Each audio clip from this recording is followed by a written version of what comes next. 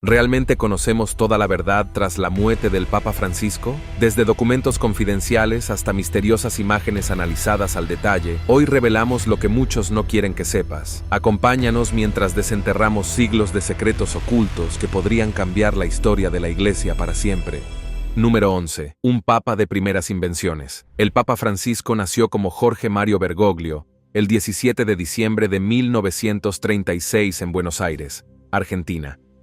Creció en un hogar animado con sus padres, Mario y Regina, y sus 4 hermanos menores. En 1958, ingresó al noviciado jesuita y dedicó años a estudiar filosofía y teología, compaginando su pasión por el conocimiento con momentos de oración y silencio. Fue ordenado sacerdote en 1969 y de 1973 a 1979 dirigió la comunidad jesuita en Argentina como superior provincial. Aquellos años fueron difíciles. Argentina atravesaba una crisis política y mucha gente sufría. Bergoglio trabajó discretamente para proteger a sacerdotes y laicos por igual, a menudo actuando entre bastidores para mantener abierto el diálogo entre diferentes grupos. En 1998, fue nombrado arzobispo de Buenos Aires y en 2001, el Papa Juan Pablo II lo nombró cardenal. Como líder eclesiástico, se destacó por su humildad. Eligió vivir en una vivienda sencilla en lugar del gran palacio arzobispal, cocinaba sus propias comidas y utilizaba autobuses públicos para visitar parroquias. Extendía la mano a los pobres, los enfermos y los marginados de la sociedad. Recordar siempre a la gente que la Iglesia existe para servir al Espíritu Santo, permitiéndonos vivir una nueva vida en Cristo, nos quita el corazón de carne. El 13 de marzo de 2013, los cardenales eligieron a Jorge como Papa Francisco. Fue el primer Papa jesuita, el primero de América y del Hemisferio Sur, y el primer Papa no europeo en más de 1200 años. Cuando Francisco fue elegido Papa, su única hermana superviviente, María Elena Bergoglio, admitió que una vez había rezado en silencio para que no fuera elegido durante el cónclave anterior. Rezaba para que no fuera elegido porque no quería que mi hermano se fuera, dijo. Es una postura un poco egoísta. Sin embargo, cuando el humo blanco salía en espirales de la chimenea de la Capilla Sixtina, se encontró implorando la guía divina. Recé para que el Espíritu Santo interviniera y no me escuchara, y no me escuchó. Hizo lo que quiso. Una vez que Francisco se convirtió en pontífice, le confió a María Elena una misión especial. Dijo: «No puedo llamar a todos, somos una familia muy grande, así que por favor, envíenles mi cariño, porque si llamo a todos, vaciaré las arcas del Vaticano». Número 10. Recordó que la risa suavizó su tono. En ese momento, el nuevo Papa reveló tanto su afecto por la familia como su irónico sentido del humor. Otra rama del clan Bergoglio, su sobrina Cristina, ha forjado su propio camino como artista visual. En Madrid, en 2018, reflexionó sobre la rareza de su «ya no lo veo», no porque no quiera, sino porque respeto mucho su labor como mensajero espiritual y porque también estoy muy ocupada con mi trabajo. Más allá de María Elena y Cristina, los demás familiares vivos han optado por mantenerse al margen del ojo público, observando en silencio desde la distancia cómo su ser querido guía a más de 1.000 millones de fieles. Los primeros días del Papa Francisco en el cargo se sintieron como una brisa fresca en la Plaza de San Pedro el 17 de marzo de 2013. Salió al balcón central y saludó a los miles de peregrinos reunidos allí con una cálida sonrisa.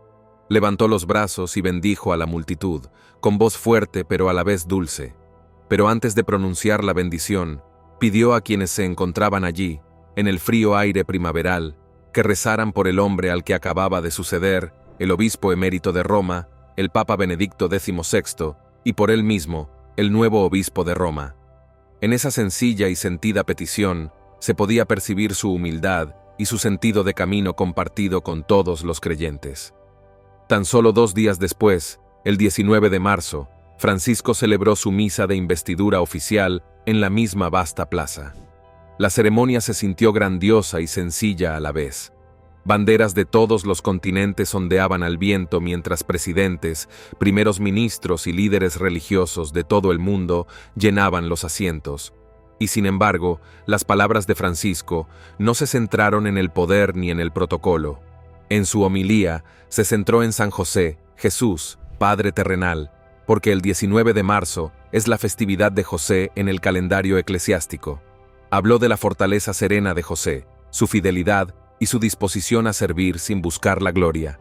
Francisco invitó a todos los presentes a encontrar en José un modelo de humildad, alguien que trabaja en la sombra, alguien que confía sin ver y alguien que cuida de su familia con todo su corazón. 2 días antes de esa misa, el 16 de marzo, recibió a los periodistas en su primera audiencia como papa. Fue un momento íntimo, con cámaras y micrófonos enfocados en él. Sin embargo, habló como un viejo amigo. Número 9. Reveló por qué eligió el nombre Francisco. Fue en honor a San Francisco de Asís, el santo famoso por amar a los pobres, cuidar la tierra y vivir una vida de sencillez radical. Francisco contó que durante las últimas rondas de votación del cónclave, el cardenal Cláudio Jumes de Brasil lo abrazó y le susurró al oído: «No te olvides de los pobres». En ese momento, Jorge pensó en Francisco de Asís, en sus brazos abiertos, en su alegría por vivir con sencillez. Y así nació el nombre. Fue una elección histórica. Ningún papa había elegido antes el nombre Francisco. El Vaticano aclaró rápidamente que su nombre oficial es simplemente Francisco, no Francisco I. Si otro papa elige a Francisco en el futuro, este se convertirá en Francisco I, y el segundo sería Francisco II. Hasta entonces, sigue siendo el único. Francisco también sonrió al compartir algunos momentos más distendidos del cónclave. Comentó que algunos cardenales habían bromeado con él sobre qué nombre podría elegir. Uno sugirió Adriano, recordando a Adriano VI, un papa del siglo XVI, conocido por sus esfuerzos por reformar la Iglesia. Otro bromeó con Clemente para ajustar cuentas con Clemente, de 14 años, quien en su día suprimió la orden jesuita. Jorge se rió de estas sugerencias, pero en el fondo sabía que Francisco de Asís era el guía que más necesitaba. En retrospectiva, admitió que si hubiera sido elegido en 2005, cuando falleció el Papa Juan Pablo II, habría elegido a Juan XXIV en honor a Juan XXIII, a quien llamó el Buen Papa. Le dijo al cardenal Francesco Marchesano que admiraba la franqueza de Juan XXIII, su espíritu afable y su disposición a dialogar con el mundo moderno. «Juan», dijo Jorge, «me habría llamado Juan, como el Buen Papa. Me habría inspirado por completo, respirando a la vez». El Papa Francisco vivió gran parte de su vida con un tórax frágil. De joven, perdió parte de un pulmón, y desde entonces, los problemas respiratorios han sido una sombra amenazante, especialmente en los meses de frío. En los últimos años, esos problemas se agravaron, demostrando cómo incluso un hombre de gran fe y fortaleza puede ser puesto a prueba por cosas tan sencillas como respirar. En julio de 2021, el Papa pasó 10 días en el hospital después de que los cirujanos le repararan un estrechamiento intestinal. El Papa Francisco se encuentra esta noche en un hospital de Roma tras someterse a una cesárea intestinal.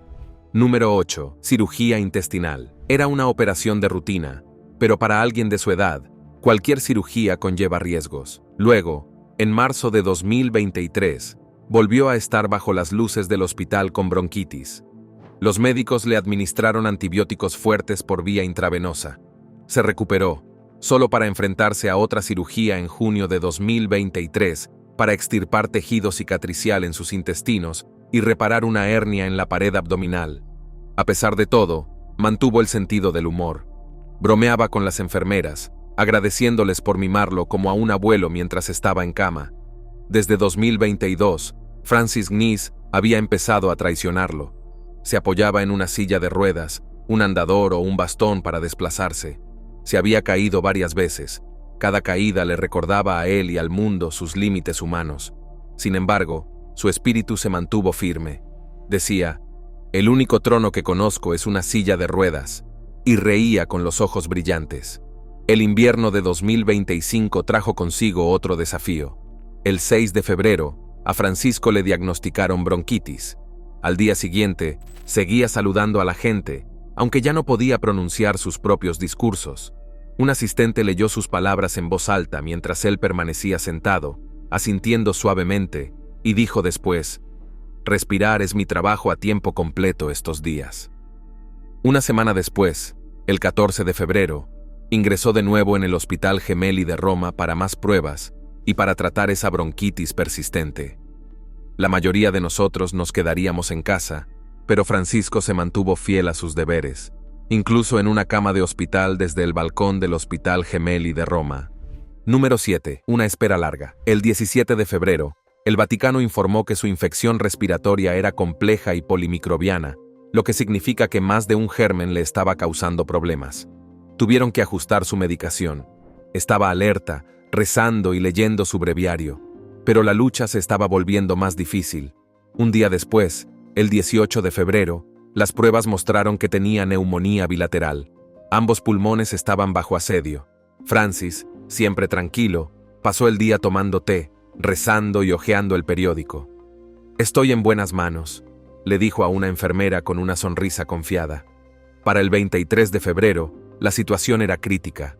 Los análisis de sangre indicaban que sus riñones estaban bajo presión, pero se mantenía alerta y lúcido, saludando a las visitas con una mirada cálida. Recibía oxígeno de alto flujo y un silbido constante junto a su cama. Unos días después, el 26 de febrero, hubo un destello de buenas noticias. Sus riñones se recuperaron.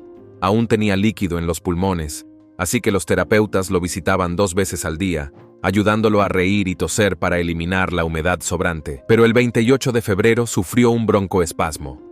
Sus vías respiratorias se estrecharon tanto que inhaló vómito. La rápida intervención del equipo médico lo puso en ventilación no invasiva y una vez más superó un obstáculo. Bromeó más tarde: «Pero sigo en marcha». El 1 de marzo trajo una noche tranquila.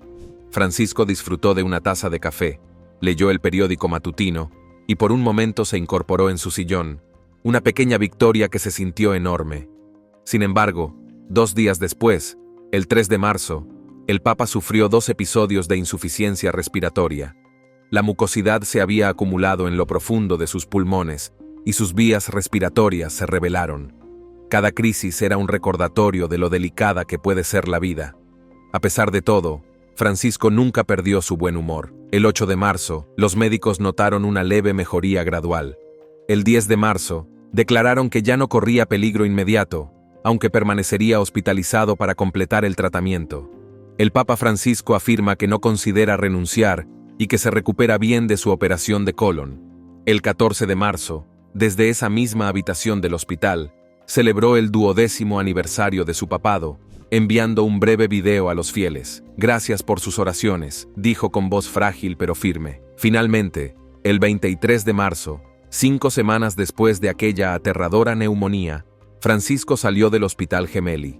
Se detuvo en el pasillo, levantó la mano en señal de bendición y sonrió. Las cámaras lo captaron. Parecía cansado, sí, y sus pasos eran lentos, ayudados por el brazo de una enfermera, pero sus ojos brillaban de gratitud. Número 6. Un momento muy revelador. Un hombre que había luchado contra infecciones pulmonares, cirugías, caídas y rutinas hospitalarias, seguía en pie el 26 de marzo de 2025. En una entrevista sincera, el doctor Sergio Alfieri, el médico principal a cargo de la atención del Papa Francisco, compartió lo cerca que estuvo el pontífice del abismo. En 2 ocasiones, durante sus 38 días de hospitalización, la condición de Francisco se tornó potencialmente mortal. El peor momento llegó el 28 de febrero, cuando un violento ataque de tos le hizo vomitar, desencadenándole una grave crisis respiratoria. «Realmente pensamos que podríamos perderlo», declaró Alfieri a un periódico italiano, añadiendo que en un momento dado el equipo debatió en silencio si intervenir o dejar que la naturaleza siguiera su curso. «Fue», dijo, «el día más oscuro de la larga y agotadora lucha del Papa por sobrevivir».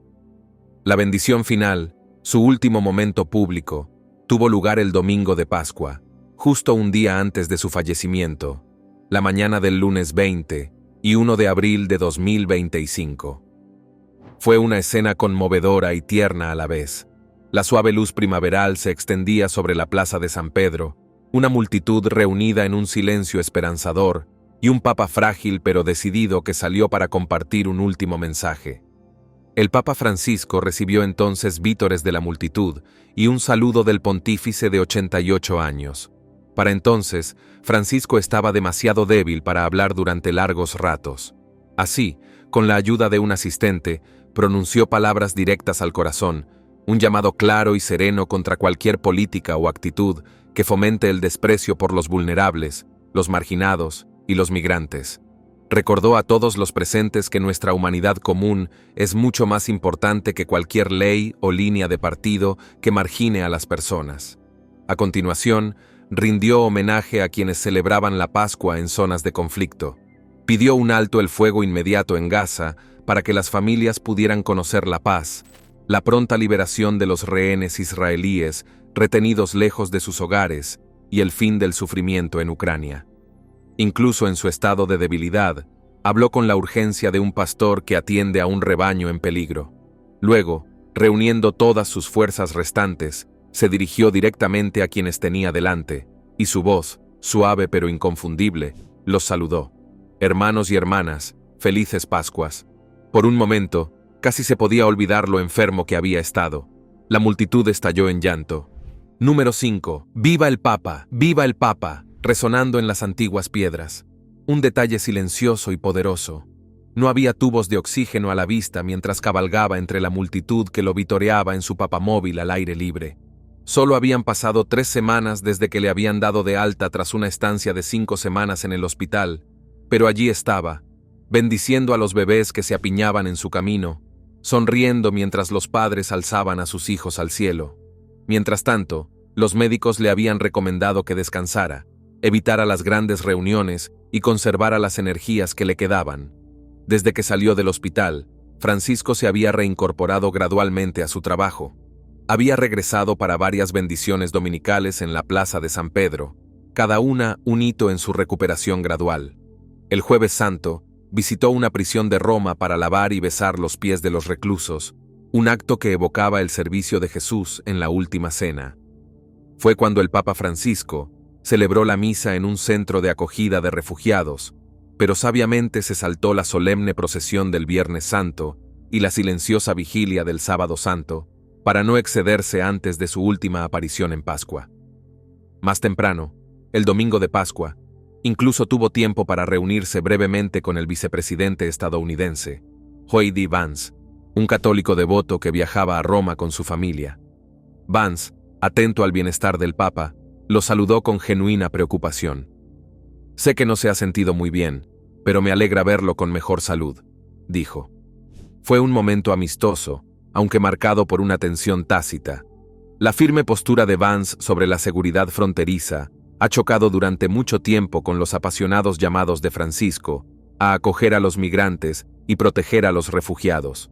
Sin embargo, en esa radiante mañana de primavera, esas diferencias parecían menos importantes que el respeto compartido por un hombre cuya vida estaba a punto de terminar. A puerta cerrada, un asesor cercano reveló más tarde que Francisco se esforzó a pesar de las advertencias del médico porque, en sus propias palabras, quería morir en el campo de batalla. Él veía su rol como un peregrino, no desde un trono cómodo, sino en medio de la lucha humana, junto a los pobres, los enfermos, los solitarios. Esa bendición final del domingo de Pascua capturó la esencia de su papado. He aquí un líder que priorizó la solidaridad sobre el esplendor, que creía que la misericordia es más importante que el poder, y que nunca perdió de vista a las personas a las que servía. Incluso cuando su voz flaqueaba, su mensaje era inquebrantable. Todos somos hermanos y hermanas, y debemos cuidarnos unos a otros. A medida que el papamóvil se alejaba y la multitud se dispersaba lentamente bajo el cálido cielo de abril, se sentía que algo profundo acababa de suceder. Una despedida tranquila y modesta de un hombre que dedicó su vida a tender la mano. Número 4. Fue más que un acto público final. Fue el retrato de un papa que vivió y murió entre la gente, compartiendo sus alegrías y llevando sus cargas. El duelo final del Papa Francisco comenzó como cualquier otro. A las 6 de la mañana, su despertador sonó suavemente en las silenciosas habitaciones de la residencia Santa Marta. El Papa, ya de 88 años, abrió los ojos y se incorporó, listo para comenzar otro día de trabajo y oración. Pero en cuestión de una hora, todo cambió. Alrededor de las 7 de la mañana, el pontífice se sintió repentinamente mal.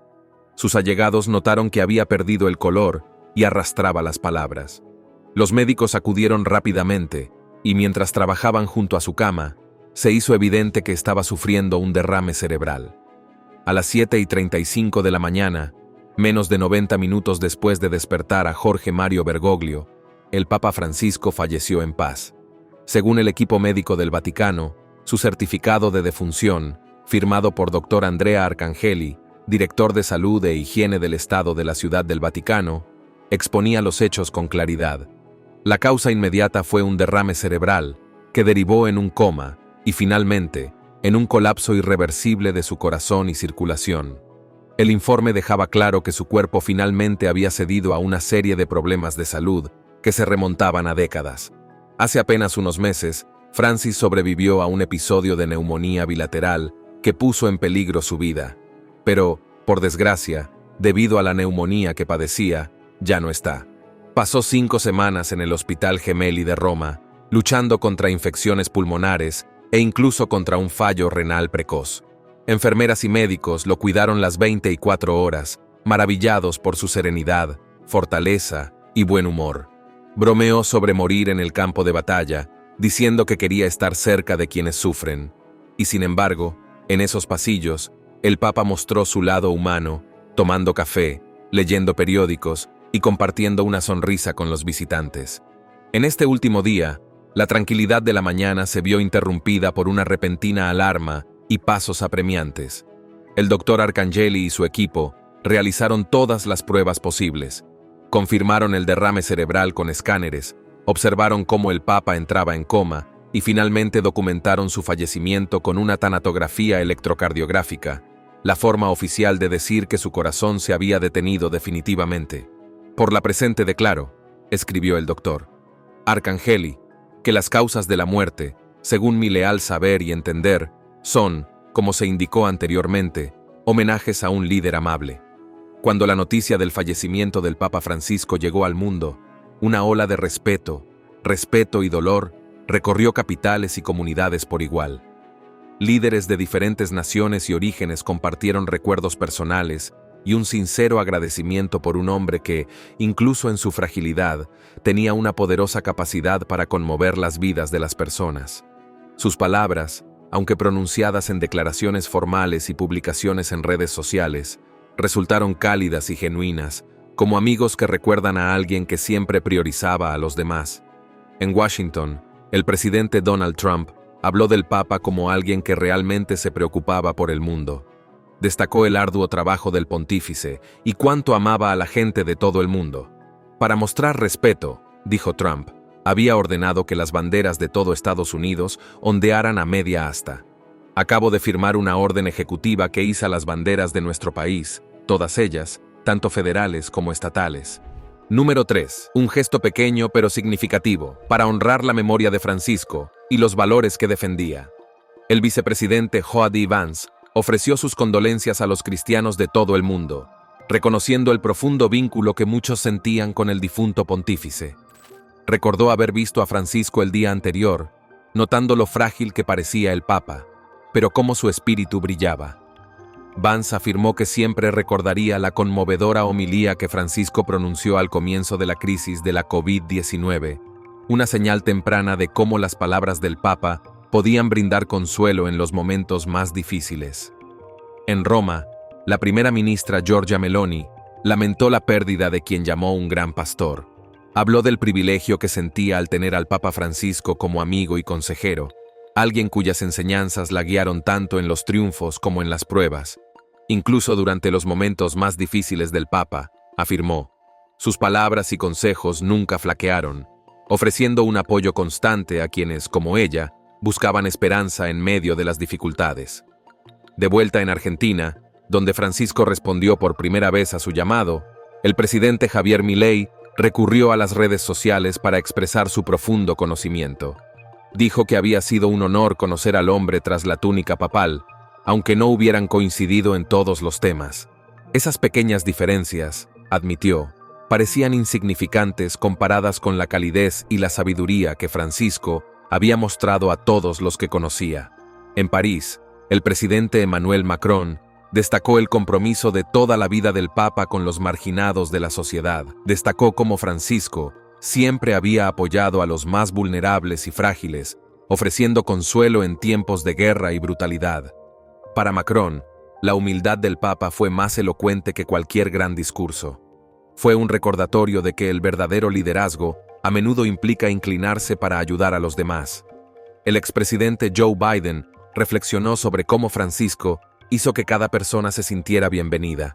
Dijo que el Papa sería recordado como uno de los líderes más influyentes de nuestro tiempo, alguien que priorizó la equidad y trabajó incansablemente para erradicar la pobreza y el sufrimiento. Biden se refirió a Francisco como el Papa del pueblo, un faro de fe, esperanza y amor, que llevó el mensaje de la Iglesia a los corazones de millones de personas. El expresidente Barack Obama compartió sus propias reflexiones sobre el don único del Papa para inspirar a las personas a aspirar a más en su vida diaria. Describió los sencillos actos de Francisco, como abrazar a los enfermos, alimentar a los hambrientos y lavar los pies a los jóvenes prisioneros, como gestos que, para Obama, trascendieron el ruido de la política y el poder. Esos momentos humildes y profundos recordaron a todos que nos une algo más que los titulares. Nos unen deberes morales compartidos. Cada homenaje retrató a un líder que trascendió fronteras y creencias. Desde Latinoamérica hasta Europa y Norteamérica, la gente recordó al Papa Francisco no como una figura distante de autoridad, sino como alguien cuya naturaleza bondadosa nos inspiró a ser mejores ángeles. En sus propias palabras, estos líderes le agradecieron por enseñarnos sobre la misericordia, instándonos a defender a los pobres y demostrando que la bondad puede ser la forma más poderosa de liderazgo. Mientras las velas titilan en iglesias y hogares de todo el mundo, estos recuerdos colectivos forman una red de gratitud. Demuestran que el legado de Francisco no se construyó con grandes edificios ni ceremonias elaboradas, sino con simples actos de compasión. Número 2. El último viaje del Papa Francisco. El fallecimiento del Papa Francisco da inicio a un período de 9 días de duelo compartido llamado el Novendiario, durante el cual los católicos de todo el mundo se detienen a orar por su alma. Familias y parroquias ofrecen misas, rosarios y devociones privadas que recuerdan momentos de su compasión y servicio en Roma y más allá. Los creyentes se unen en un recuerdo silencioso, honrando a un líder que hizo de la solidaridad con los pobres el sello distintivo de su ministerio. En la Basílica de San Pedro, el cuerpo del difunto pontífice yace en capilla ardiente. Ataviados con sus vestimentas papales, peregrinos, turistas, sacerdotes y cardenales forman lentas filas a lo largo de los pasillos de mármol. Muchos se detienen ante el féretro para la bendición final, haciendo la señal de la cruz o poniéndose la mano sobre el corazón, mientras el silencio se rompe solo con suaves pasos, murmullos de oraciones y distantes tañidos de campanas. En esa quietud, los visitantes sienten una conexión tanto con Francisco como entre sí. Unidos por el dolor y la gratitud tras varios días de velatorio público, el funeral se celebra al aire libre en la Plaza de San Pedro. El decano del Colegio Cardenalicio, en este caso un prelado de 91 años, dirige la liturgia, flanqueado por docenas de cardenales vestidos de escarlata.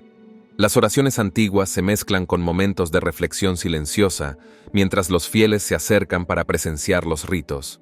Jefes de Estado, primeros ministros, miembros de la realeza y líderes religiosos de todo el mundo se reúnen en la Ciudad del Vaticano para rendir homenaje en una reunión que evoca la masiva asistencia al funeral de Juan Pablo II en 2005, cuando cerca de 4 millones de personas y decenas de dignatarios colmaron la plaza. Mientras Roma acoge la liturgia central, iglesias de todo el mundo se unieron al memorial, desde Manila hasta Buenos Aires, de Lagos a Lisboa. Catedrales y parroquias locales celebran servicios de oración y misas de requiem a diario. Los altares se adornan con flores y velas. Número 1. Francisco pide misericordia, justicia y cuidado de los más necesitados. A lo largo de los continentes, este coro de conmemoración teje una red espiritual que refleja el alcance universal de su influencia. Las costumbres funerarias papales siguen patrones centenarios, pero Francisco prefirió la simplicidad a la ceremonia. Tradicionalmente, un papa es enterrado entre 4 y 6 días después de su muerte en 3 ataúdes anidados de ciprés, plomo y olmo, con un pergamino de su vida dentro.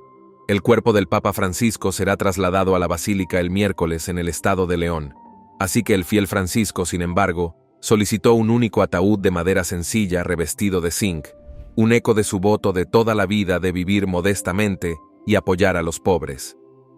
Casi 100 de sus predecesores descansan en las grutas vaticanas bajo la Basílica de San Pedro. Francisco prefirió ser enterrado en la Basílica de Santa María la Mayor, en el Monte Escalino, una de las 4 grandes basílicas de Roma y lugar de descanso final de solo 7 papas anteriores, el último en el siglo XVII. Con su entierro, la Iglesia entra en el sed vacante, el período de sede vacante en el que se suspenden las decisiones importantes y las oficinas del Vaticano asumen funciones de interinidad. Las operaciones diarias continúan, pero el nombramiento de obispos o la convocatoria de sínodos se pospone hasta que se elige un sucesor. Aproximadamente 2 o 3 semanas después, los cardenales menores de 80 años se reúnen en la Capilla Sixtina para el cónclave. Aislados del mundo exterior y con todas las comunicaciones bloqueadas, votan hasta 4 veces al día en votación secreta. Se requiere una mayoría de 2/3 para elegir al nuevo papa. Si no se alcanza ese umbral después de 33 votaciones, los 2 principales contendientes se enfrentan a una segunda vuelta. Tras cada ronda, se queman las papeletas en una estufa en el tejado de la capilla. El humo negro anuncia otro día sin decisión, mientras la multitud observa y espera. Entonces, cuando finalmente aparece la fumata blanca, las campanas repican por toda Roma proclamando la elección de un nuevo pontífice. En ese momento, la Iglesia da un paso atrás, iniciando un nuevo capítulo marcado por el legado de Francisco y las esperanzas de los católicos de todo el mundo. Sin embargo, mientras tanto, el hombre encargado de guiar a la Iglesia Católica durante esta histórica transición no es otro que el cardenal Kevin Joseph Farrell, originario de Dublín, de orígenes humildes y una trayectoria notable. Criado en Drumnach, un suburbio de habla irlandesa, Farrell creció en un modesto hogar de clase trabajadora, donde la fe y la tradición se entrelazaban en la vida cotidiana. Nos vemos en el próximo video.